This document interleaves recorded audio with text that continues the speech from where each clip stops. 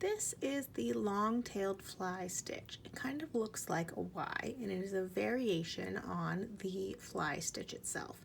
So how to make this? We come up in one top corner of our Y here. There we go. We hold our thread towards the bottom point of that Y.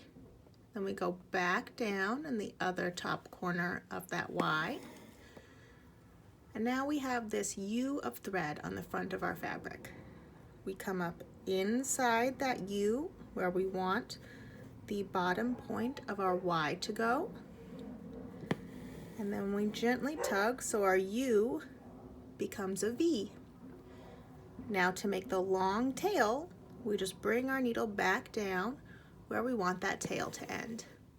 And that creates our long-tailed fly stitch.